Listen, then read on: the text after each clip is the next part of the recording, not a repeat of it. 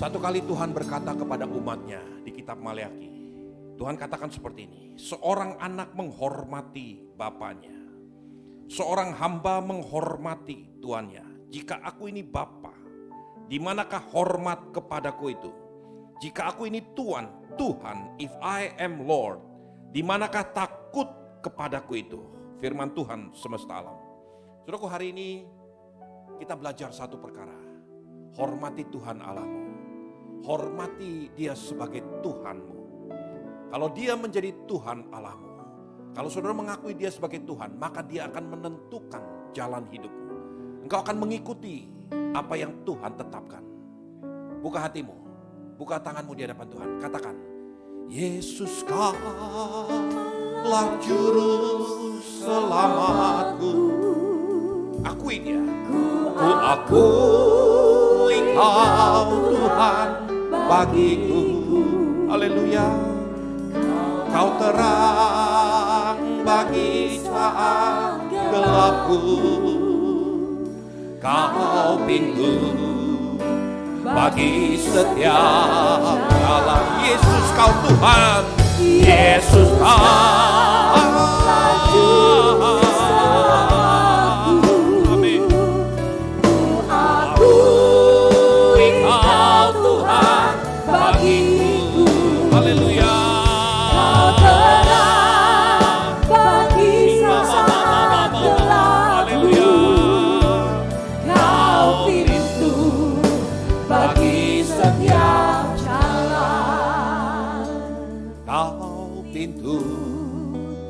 Bagi setiap jalan. Satu kali Raja Edward ke-8 berkata ketika dia mau dilantik sebagai anak muda, menjadi raja atas seluruh Commonwealth, Inggris Raya dan semua negara-negara yang berlindung di bawah Commonwealth Nation. Dia katakan kepada seorang hamba Tuhan, aku takut untuk berjalan di tempat-tempat yang tidak ku ketahui. Untuk berjalan di tempat-tempat yang gelap. Beri aku obor, katanya. Hamba Tuhan ini berkata gini, King Edward,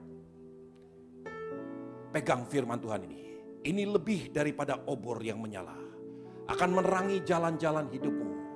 Saudaraku, tahun ke depan, saudara perlu firman Tuhan. Hari ini kalau saudara buka hatimu sungguh-sungguh, biar firman Tuhan itu lebih terang daripada obor. Untuk menerangi jalan-jalan hidupmu. Yesus kau lah juru selamatku. Ku akui Kau Tuhan bagiku. Kau terang bagi saat gelapku. Kau pintu bagi setiap jalan. Terima kasih Tuhan. Beri hambamu bahasa yang sederhana. Buka pikiran dan hati umatmu. Supaya firmanmu boleh bertumbuh dan tinggal tetap menerangi jalan-jalan kami ke depan. Dalam nama Tuhan Yesus Kristus. Semua yang percaya dan siap diberkati Tuhan. Sama-sama katakan amin. Amin. Katakan satu sama lain. Selamat hari Natal. Merry Christmas. Tuhan Yesus memberkati. Mari semua duduk kembali. Dan buka hati kita masing-masing untuk belajar kebenaran firman Tuhan hari ini.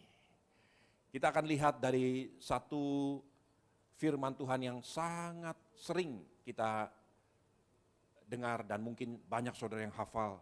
Mazmur 23, Mazmur pengajaran daripada Raja Daud. Silakan. Mazmur pasal yang ke-23, judul perikop, Tuhan Gembalaku yang baik. Demikian firman Tuhan. Mazmur Daud, Tuhan adalah gembalaku, takkan kekurangan aku. Ia membaringkan aku di padang yang berumput hijau. Ia membimbing aku ke air yang tenang. Ia menyegarkan jiwaku. Ia menuntun aku di jalan yang benar oleh karena namanya. Sekalipun aku berjalan dalam lembah kekelaman, aku tidak takut bahaya, sebab Engkau besertaku. Gadamu dan tongkatmu, itulah yang menghibur aku. Engkau menyediakan hidangan bagiku di hadapan lawanku. Engkau mengurapi kepalaku dengan minyak, pialaku penuh melimpah. kebajikan dan kemurahan belaka akan mengikuti aku seumur hidupku, dan aku akan diam di dalam rumah Tuhan sepanjang masa. Amin. Saudara, hari ini kita akan masuk ke dalam satu seri pengajaran yang baru, yaitu tentang the quality of a disciple, kualitas seorang murid. Tuntunan Tuhan bagi gereja kita tahun ini adalah menjadi a disciple. Saudara harus bersedia, rela dimuridkan, supaya hidupmu berbeda dari sekedar orang percaya. Saudaraku, Raja Daud menuliskan satu kitab Mazmur yang sangat terkenal. The Lord is my shepherd, Tuhan adalah gembalaku, takkan kekurangan aku. Ia membimbing aku ke air yang tenang, ia menuntun aku, membaringkan aku di padang yang berumput hijau, dan seterusnya dan seterusnya. Jika saudara perhatikan dari ayat pertama sampai ayat yang keempat, saudara akan menemukan bahwa Tuhan melakukan segala-galanya bagi Daud. Tuhan mengajar, Tuhan membimbing, Tuhan memberi makan, Tuhan melindungi. Bahkan gada Tuhan dan tongkat Tuhan di dalam lembah kekelaman sekalipun. Daud menyaksikan bahwa Tuhanlah yang membentengi, memagari, menghiburkan dia. Kemudian masuk ayat yang kelima. Ayat yang kelima ini membingungkan bagi saya pada waktu saya terus belajar dan baca kebenaran firman Tuhan ini. Dikatakan begini, engkau menyediakan hidangan bagiku di hadapan lawan-lawanku. Engkau mengurapi kepalaku dengan minyak, pialaku penuh melimpah. Kalau saudara melihat dari terjemahan lain, King James berkata gini, you have prepared a table before me in the midst of my enemies. Engkau menyediakan meja, hidangan satu meja penuh bagiku, bukan bagiku, di hadapanku, di tengah-tengah musuh-musuhku. Kemudian Daud bersaksi, dan engkau mengurapi kepalaku dengan minyak, pialaku penuh melimpah. Ada sesuatu yang terjadi di ayat yang kelima ini, seakan-akan kita melihat bahwa Tuhan menuntun Daud. Sampai bukan saja Tuhan melakukan segala-galanya. Tetapi pada titik ini terjadi satu perubahan, istilahnya akil balik.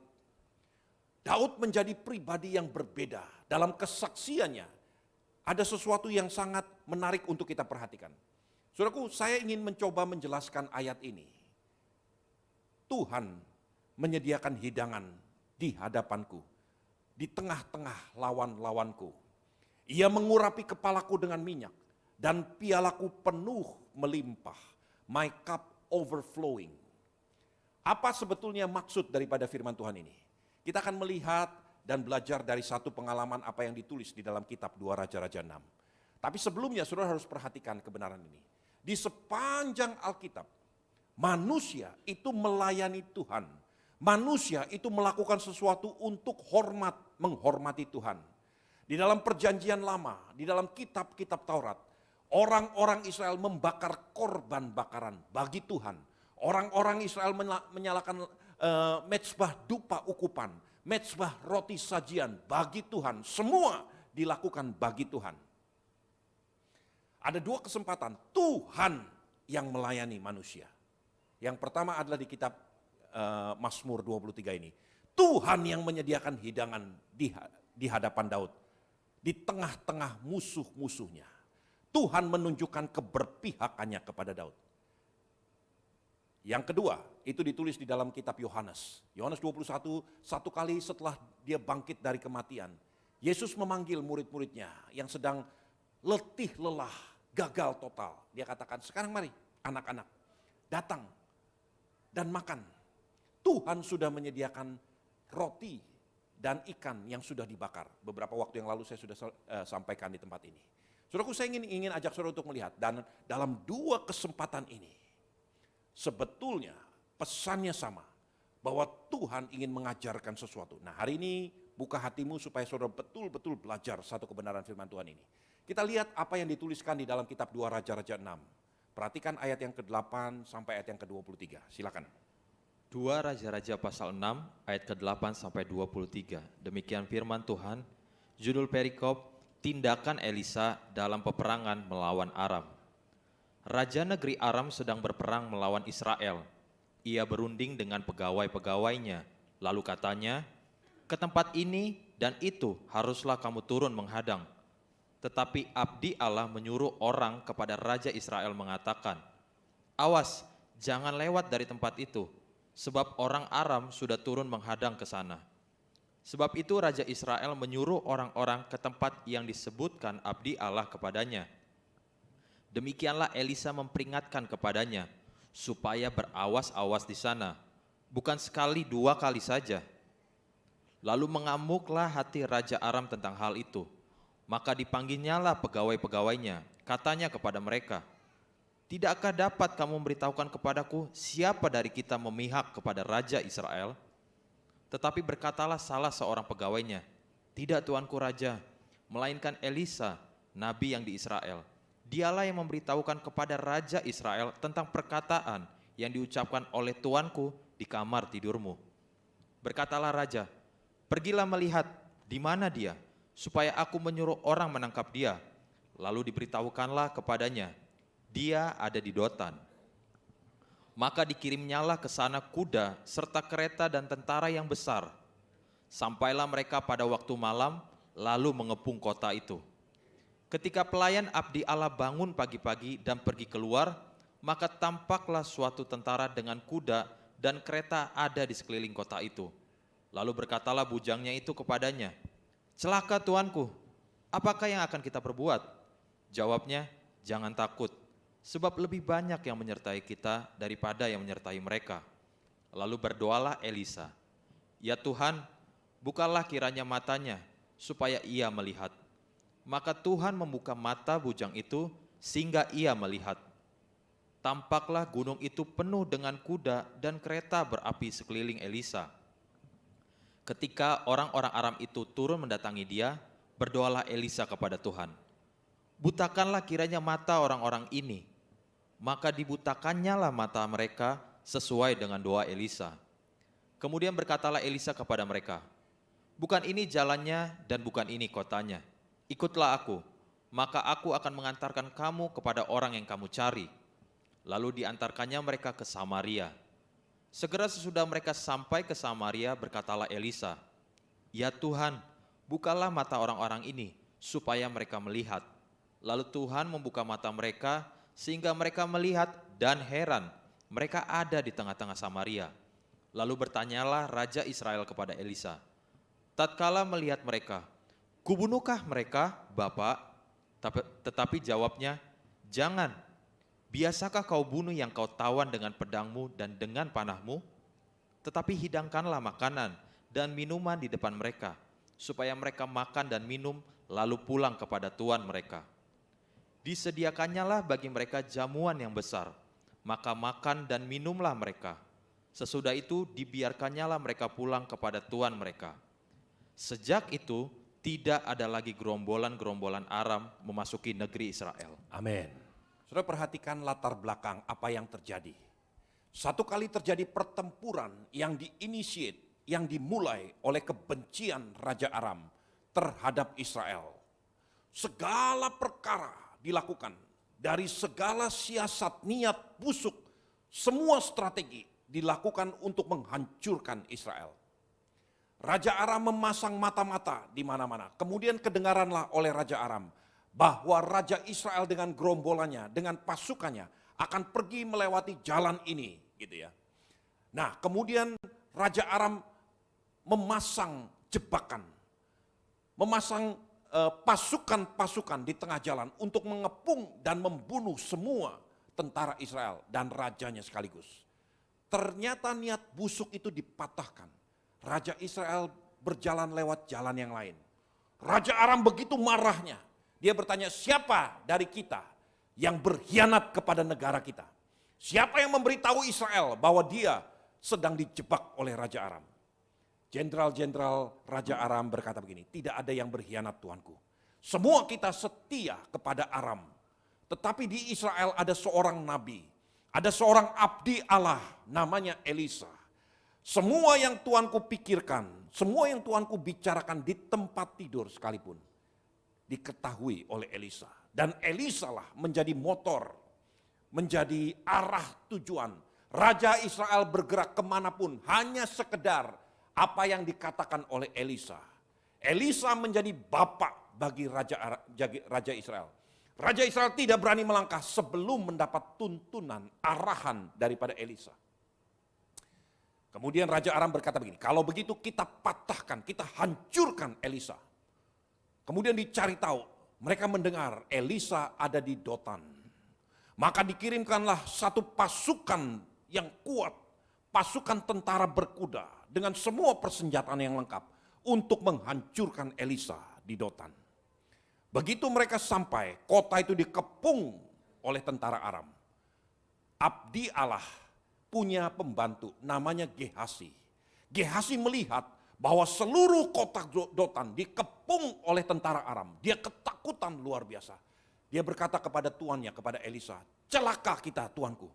Karena kita dikepung oleh tentara Aram. Sekarang musuhnya adalah kita. Elisa mengangkat tangan berdoa untuk Gehasi. Doa Elisa sederhana, celikan matanya supaya dia melihat yang aku lihat. Mata Gehasi dicelikan, dia melihat tentara surgawi berkemah berkeliling, tentara yang menyala-nyala dengan berkuda, bersenjatakan lengkap. Dan Gehasi menjadi tenang karena dia melihat perlindungan, pertolongan Tuhan luar biasa. Lalu kemudian tentara itu masuk, mengetuk pintu Elisa, rumah Elisa. Dia tanya, di mana tinggalnya Nabi Tuhan yang ada di Dotan ini? Elisa berdoa lagi, Tuhan butakan mata mereka. Mereka melihat secara jasmani, tetapi mereka tidak mengerti apa-apa. Mata rohaninya dibutakan total. Lalu Elisa menggandeng mereka, dia katakan gini, gak usah takut, mari aku tunjukkan di mana abdi Allah itu berada. Dituntun mereka, dibawa masuk ke pusat kota Samaria. Di pusat kota Samaria, di markas besar Israel. Dikelilingi oleh semua tentara Israel. Elisa berdoa lagi, celikan sekarang mata mereka. Mereka melihat, wah mereka terjebak. Justru mereka sekarang berada di tengah-tengah gerombolan tentara Israel. Mereka siap dihantam, dihancurkan, dibunuh mati. Saudaraku, mereka sampai ketakutan luar biasa. Dalam keadaan seperti itu, Raja Israel bertanya lagi kepada Elisa, akan kubunuhkah mereka, ya Bapa? Lalu Elisa berkata gini, jangan dibunuh. Biasakah engkau membunuh orang yang engkau tawan? Sudah tahu, perkataan sederhana ini sampai hari ini oleh Geneva Convention itu dipakai sebagai aturan perang terhadap negara-negara. Tawanan perang tidak boleh dibunuh. Dia harus dipelihara, dijaga. Bahkan dunia pun mengadopsi pernyataan ini, Geneva Convention. Siapa yang memulai? Firman Tuhan yang memulai. Orang yang ditawan jangan dibunuh, jangan apa-apakan, beri makan. Nah, saudaraku, kalau saudara bertindak berbeda dengan ini, itu yang disebut kejahatan perang. Nah, pada waktu itu Raja Israel mengikuti apa yang dikatakan oleh Elisa. Saya akan berhenti sebentar sampai sini. Apa yang terjadi sebelum Elisa berkata kepada Raja Israel, sampai detik itu, 90% lebih daripada orang Kristen itu berada dan tinggal sampai di situ. Mereka bersyukur, mereka memuliakan Tuhan, mereka melihat dan bahkan mengalami perlindungan, pertolongan, berkat-berkat Tuhan.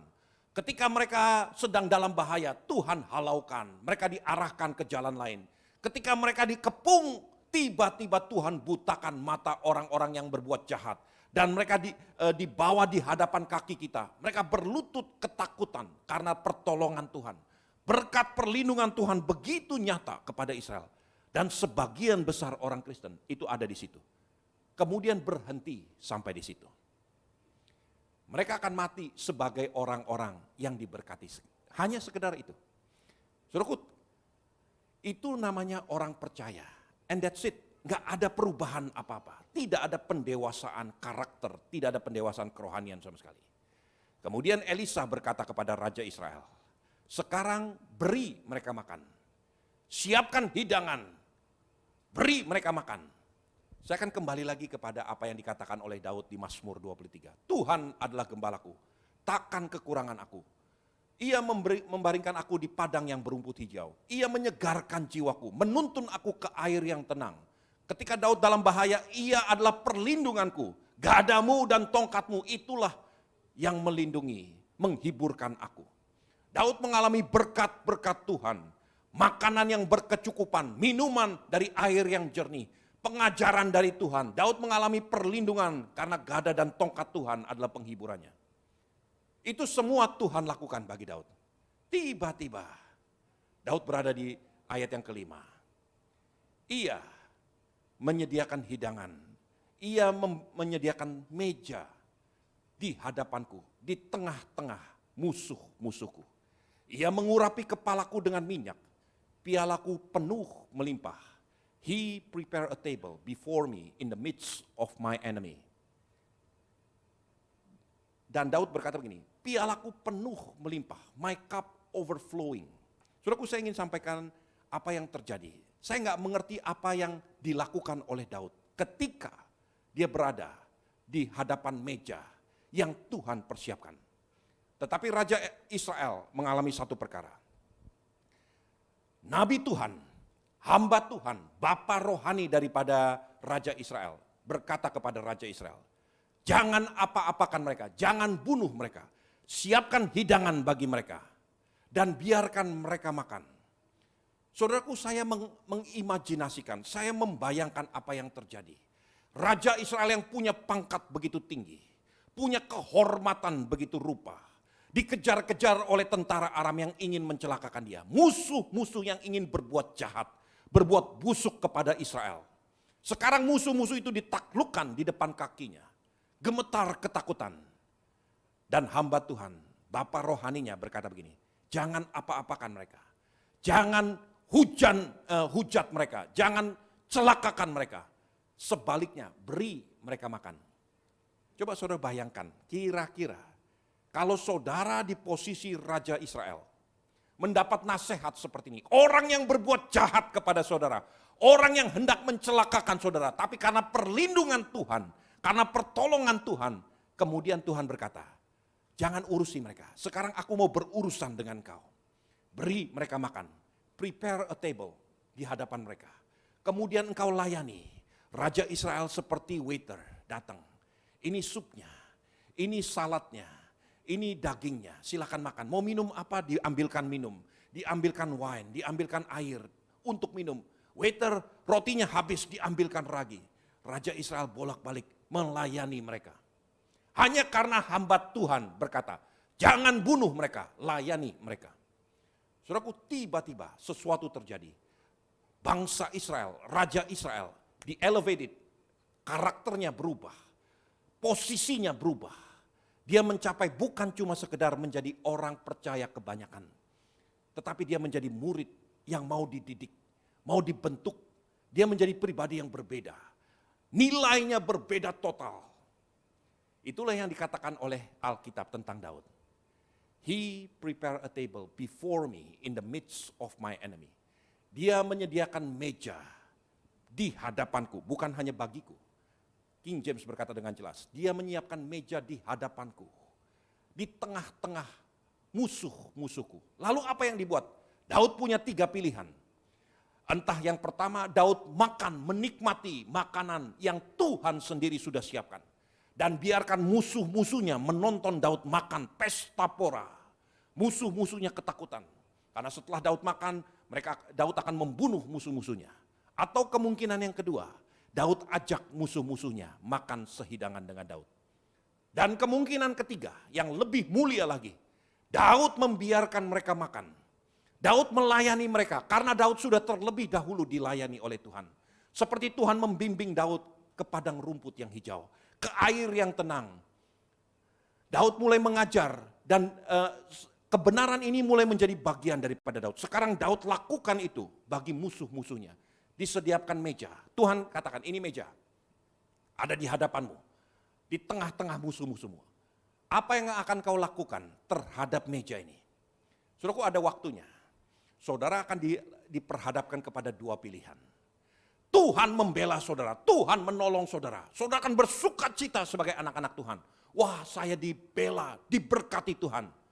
But that's it. saya nggak akan berbuat apa-apa. Saudara akan tinggal dan bahkan mati sebagai orang Kristen biasa-biasa. Tetapi kalau saudara ingin naik level yang lebih tinggi, Tuhan katakan seperti Elisa berkata kepada Raja Israel, sekarang beri mereka makan, layani mereka, hiburkan mereka, kemudian biarkan mereka pulang. Saudara tahu apa yang terjadi? Ayat 23 daripada 2 Raja-Raja 6 berkata begini, bagian terakhir. Sejak waktu itu tidak ada lagi gerombolan-gerombolan Aram yang memasuki negeri Israel. Tanpa kekuatan tangannya, tanpa keperkasaannya sendiri.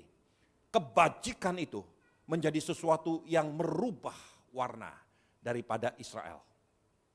Saudaraku, sebagai orang tua, kita nasihati anak-anak yang besar ngalah kepada adik-adiknya, yang tua ngalah kepada yang lebih muda, yang kuat ngalah kepada yang lebih lemah.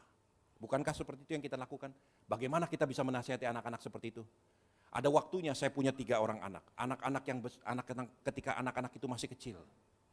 Umur 2 tahun, umur 5 tahun, umur 8 tahun. Saya pulang dari satu tempat, saya bawa coklat yang bagus, coklat yang enak. Saya bagi rata kepada mereka semua. Saya bagi dengan adil. Satu anak dapat 3, supaya semuanya adil. Tapi yang kecil karena masih kecil, dimakan semuanya. Habis, setelah habis dia nangis.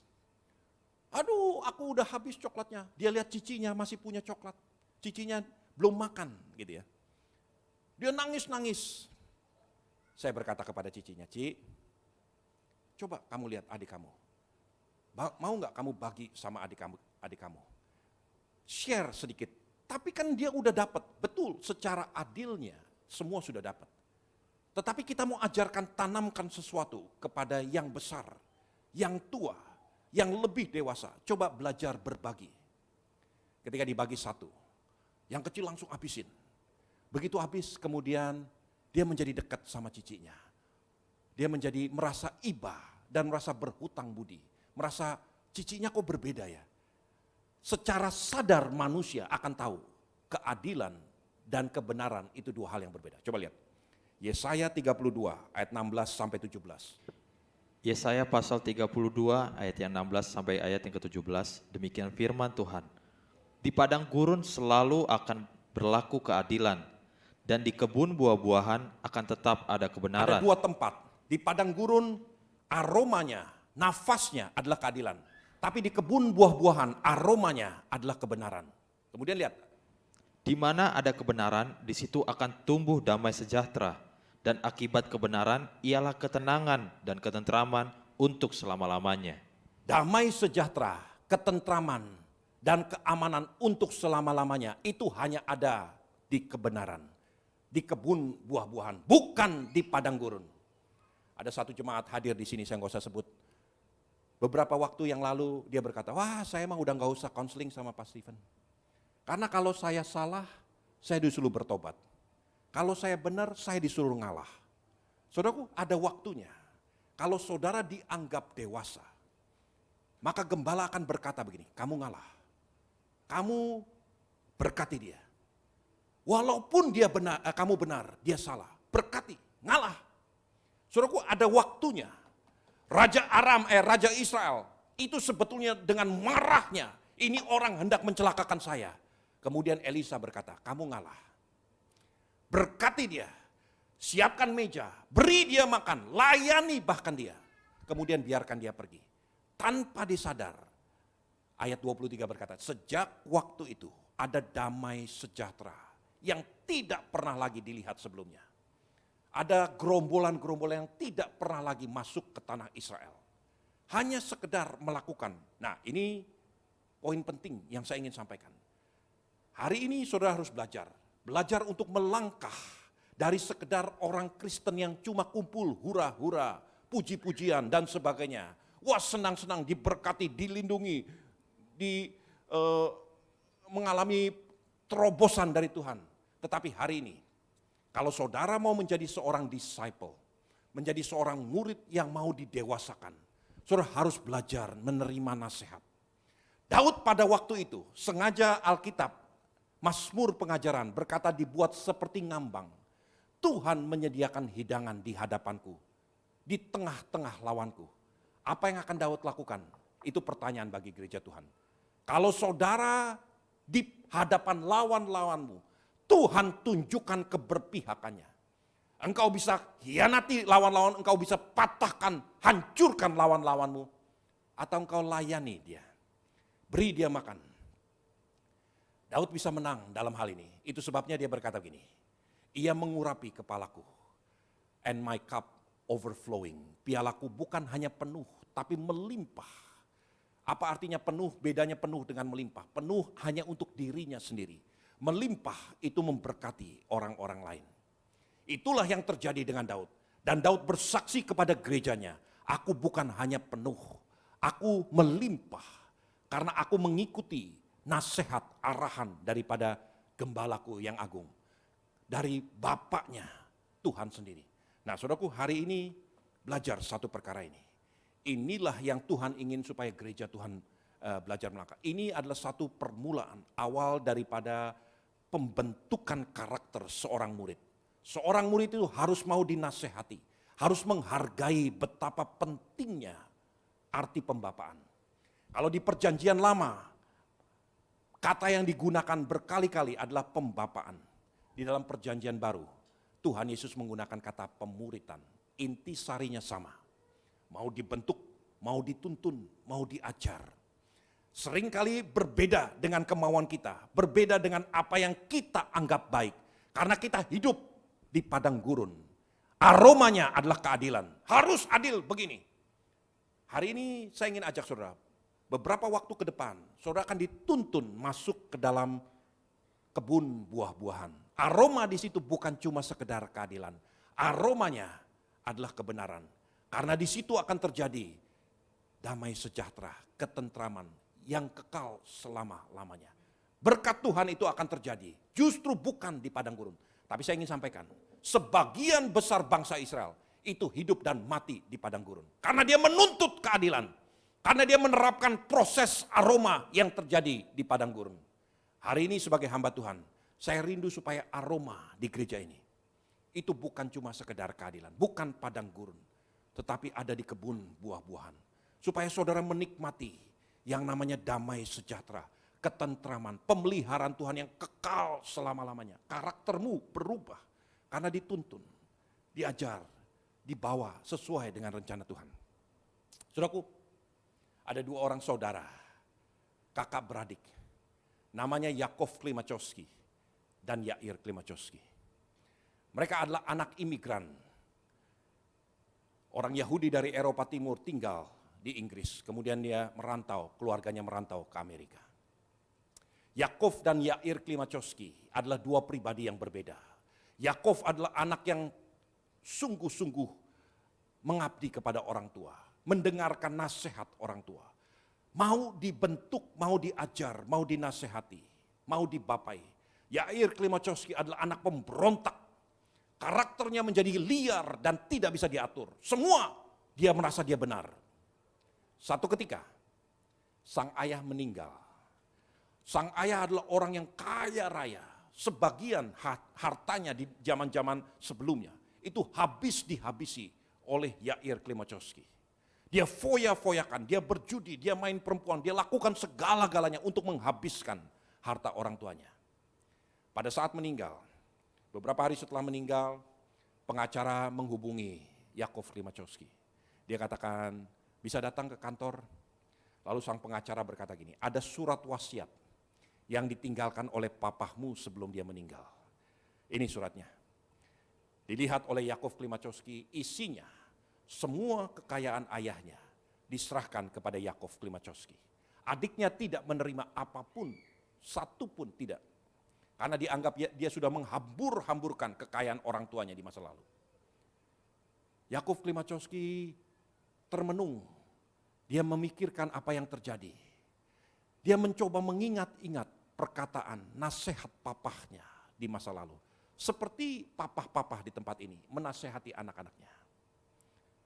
Kamu hidup berbagi, kamu hidup seperti ini, dan sebagainya. Lalu kemudian Yakov Klimachowski berkata kepada pengacaranya, ini sekarang milik saya. Berarti saya bisa berhak melakukan apapun yang saya mau. Pengacara berkata, betul, itu milikmu. Kamu lakukan apa yang kau pandang baik. Yakov Klimachowski merobek-robek surat wasiat itu di depan pengacaranya. Dan dia berkata begini, sekarang buatkan surat wasiat yang baru. Semua harta ayahku dibagi dua, 50-50, antara aku dan adikku. Pengacara bingung, tapi karena ini hak dia, dibuatkan. Kemudian dipanggil Yair Klimachowski, mereka berdua suami istri datang, suami istri dari Yakov Klimachowski dan Yair Klimachowski, mereka duduk dan dibacakan isi surat wasiat yang sudah dirubah.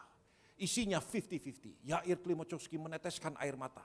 Dia baru sadar, sekalipun dia anak yang bergajul, anak yang tidak takut akan Tuhan, anak yang memberontak terhadap orang tua, tetapi dia mendapatkan 50% daripada kekayaan papahnya.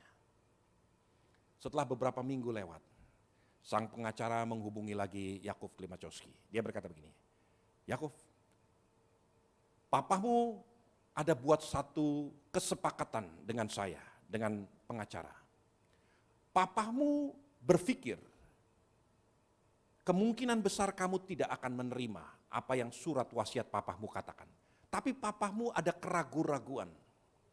Dan kemudian dengan keraguan-raguan itu dia membuat satu betting, satu kesepakatan, satu pertaruhan dengan saya.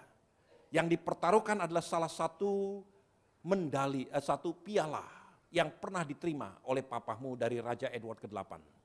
Piala yang piala emas gitu ya, dari gelas emas dengan bertahtakan berlian.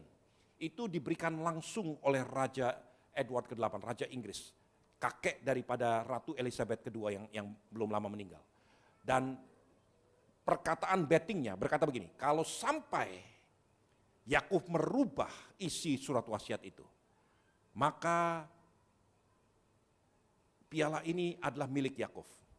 Tapi kalau sampai dia menerima apa adanya, maka piala ini adalah milik sang pengacara. Saya kaget, kamu bukan hanya merubah, kamu merobek-robek dan membaginya 50-50. Papahmu sempat berpikir, kamu akan lakukan itu. Tapi papahmu ragu-ragu. Apakah betul kamu akan mengingat semua nasihat, tuntunan, wejangan daripada papah? Sekarang ini menjadi milikmu. Ada satu surat yang dia baca. Jacob, I'm very proud of you. I now can rest in peace. Aku sangat bangga. Sekarang aku bisa berbaring dengan tenang.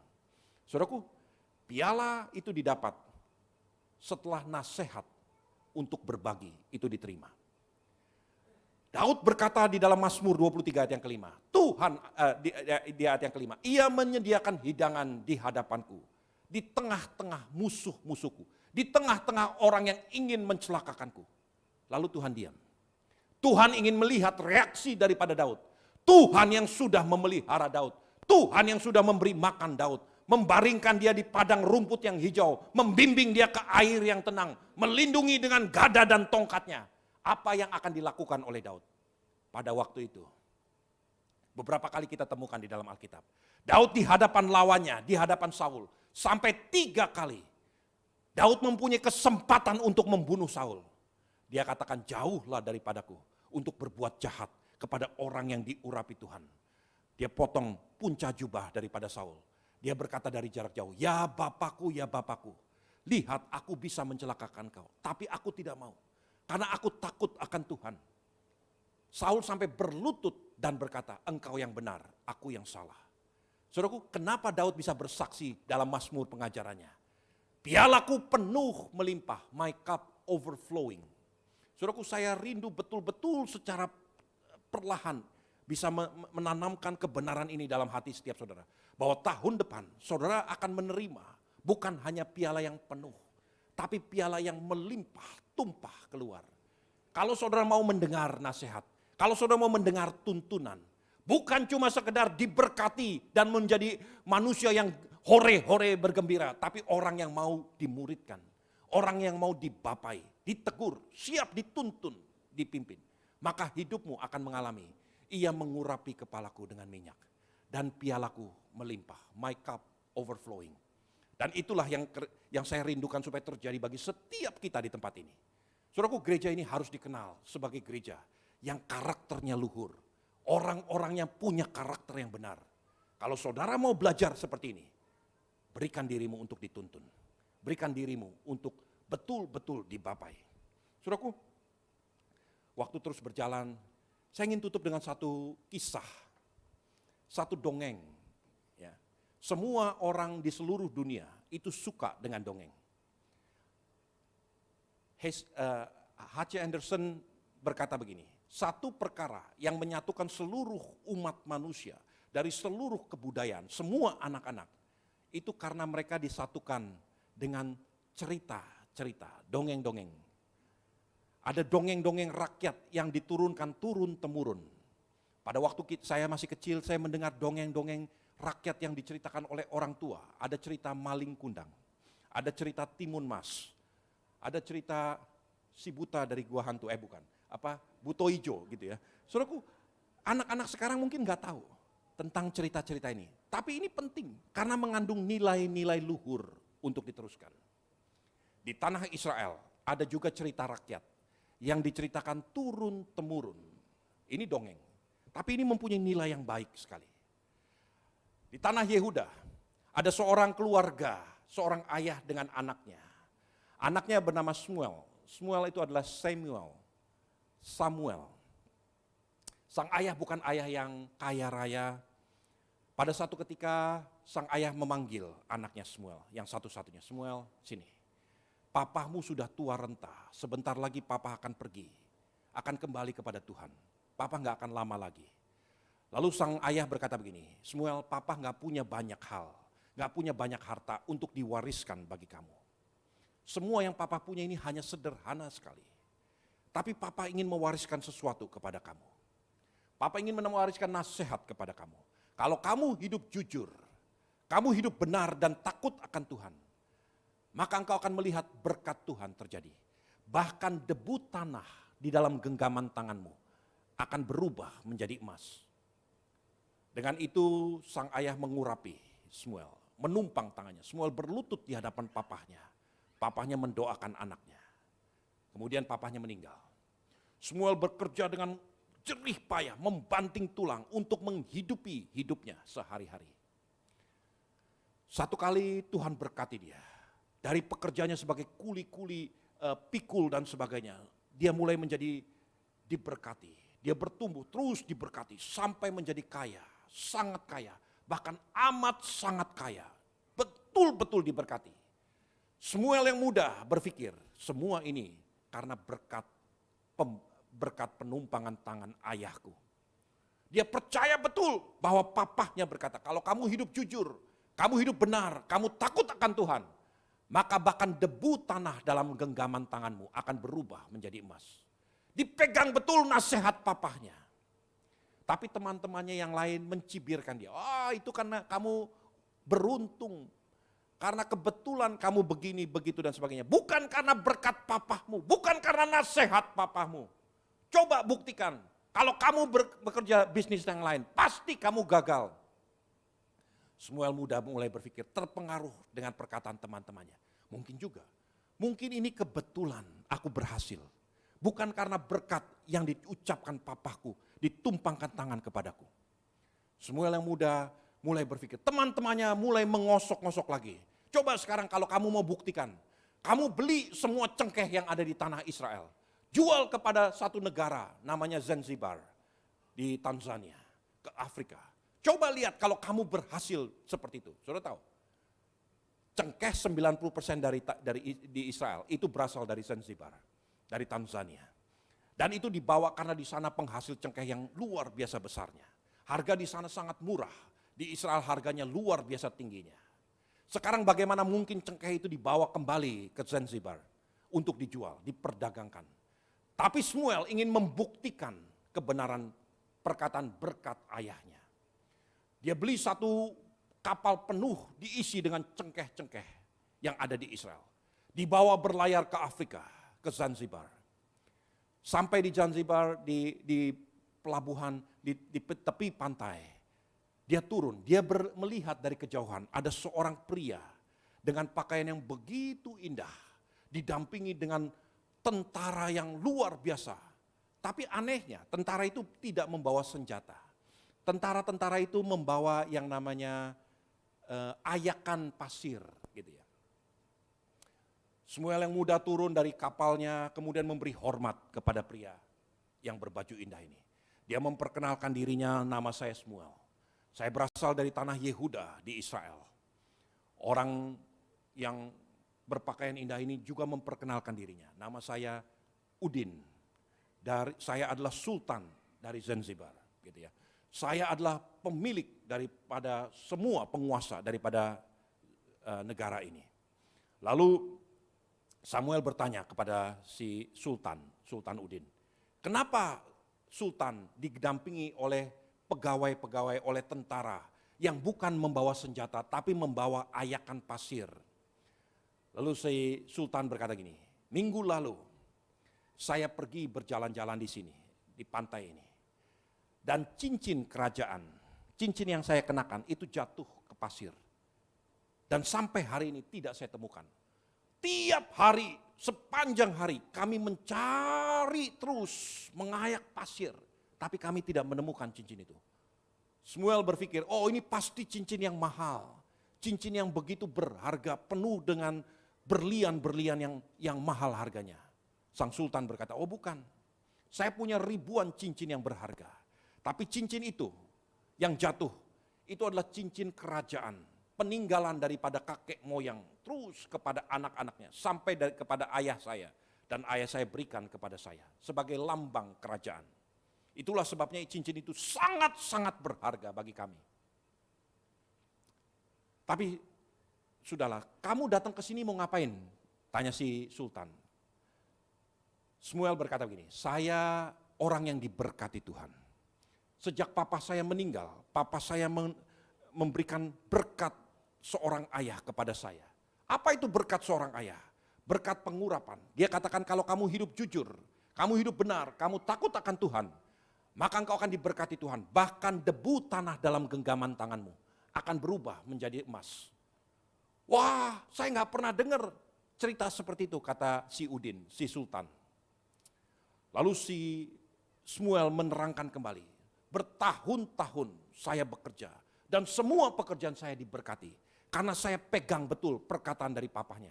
Dan dia ulangi kembali, papa saya berkata kalau kamu hidup jujur, kamu hidup benar, kamu takut akan Tuhan, maka sambil berlutut Samuel mengambil segenggam pasir dari pantai itu.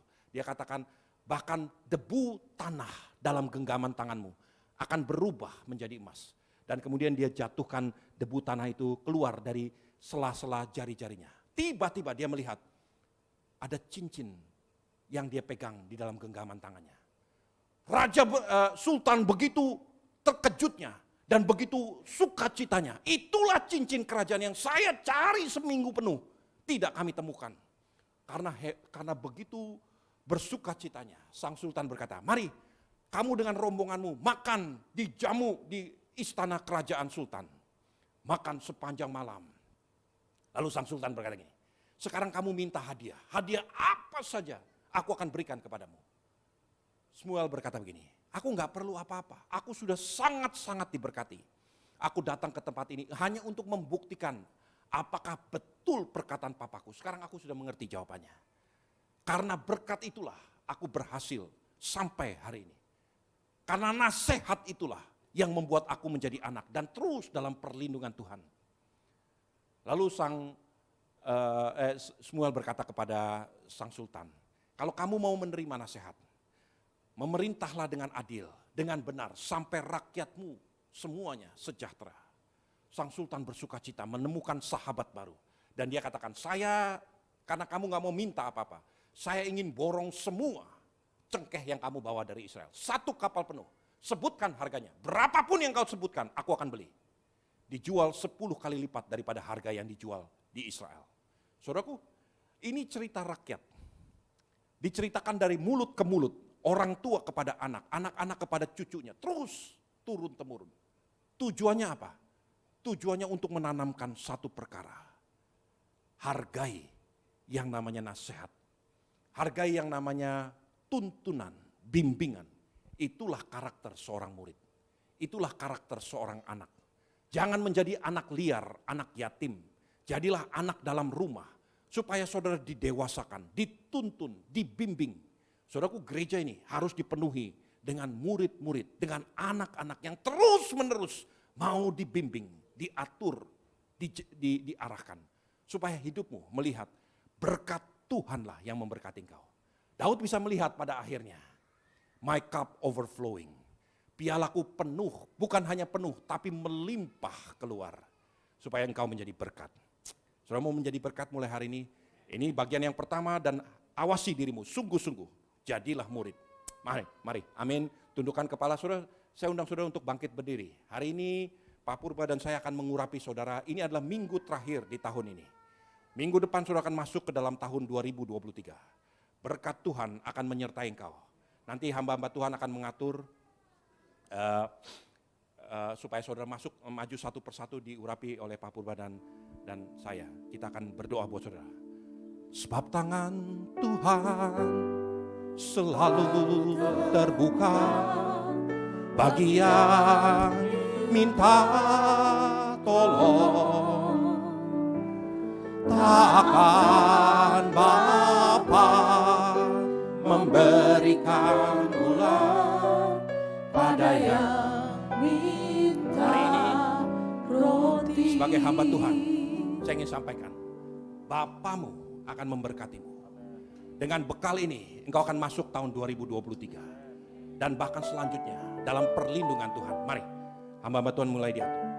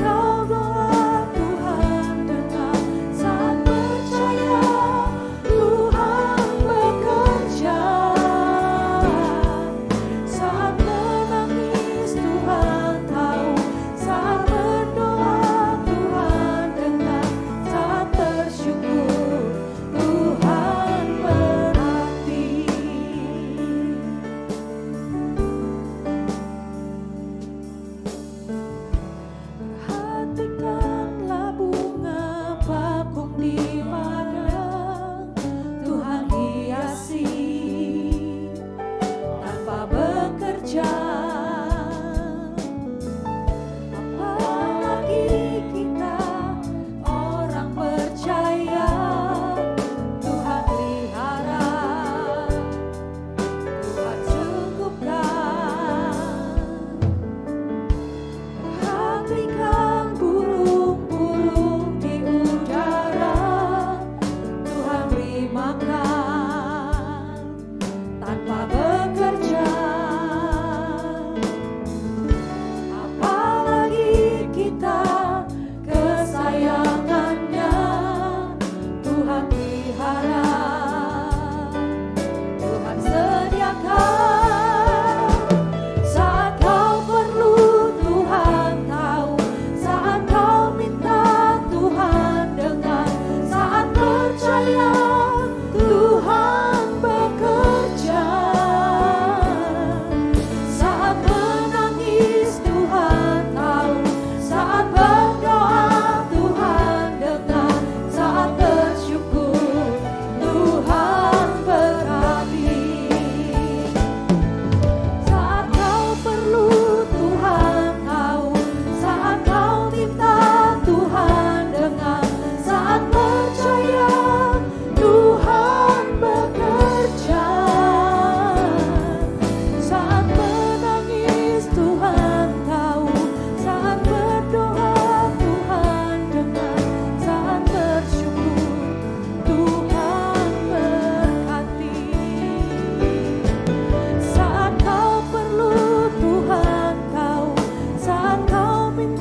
Tuhan dengar, saat bersyukur Tuhan berkati. Saat kau perlu Tuhan tahu, saat kau minta Tuhan dengar, saat percaya Tuhan bekerja, saat menangis Tuhan tahu, saat berdoa Tuhan dengar, saat bersyukur Tuhan berkati. Saat kau perlu Tuhan tahu, saat saat percaya Tuhan bekerja, saat menangis Tuhan Mari tahu, kita bangkit berdiri, saudara. saat berdoa Tuhan Tuhan dengar, saat bersyukur Tuhan berkati. Saat kau perlu Tuhan tahu, saat kau minta Tuhan dengar, saat percaya Tuhan bekerja, saat menangis Tuhan tahu, saat berdoa Tuhan dengar, saat bersyukur Tuhan berkati. Saat bersyukur Tuhan berkati. saat bersyukur Tuhan berkati. Amin. Masuk tahun ke depan dengan penuh takut akan Tuhan. Hidupmu akan aman dalam Tuhan. Terima kasih Tuhan, terima kasih, berkati umatmu. Berkati setiap pribadi. Sekarang gereja Tuhan, angkatlah kedua tanganmu. Pulanglah dan terimalah berkat-berkat terbaik daripada Allah Bapa, Allah Putra, Allah Roh Kudus. Belas kasihan dan penyertaan Tuhan kita Yesus Kristus ada padamu mulai hari ini sampai selama-lamanya. Diberkati keluar masukmu, diberkati apapun yang dikerjakan tanganmu. Jika engkau sungguh-sungguh mendengarkan firman Tuhan dan mencondongkan hatimu kepada Tuhan, maka engkau akan melihat hari-hari baik dalam hidupmu. Penyertaan perlindungan Tuhan akan berlaku dalam hidupmu. Mulai hari ini sampai selama-lamanya. Di dalam nama Tuhan Yesus Kristus. Semua yang percaya dan sudah diberkati sama-sama katakan amin.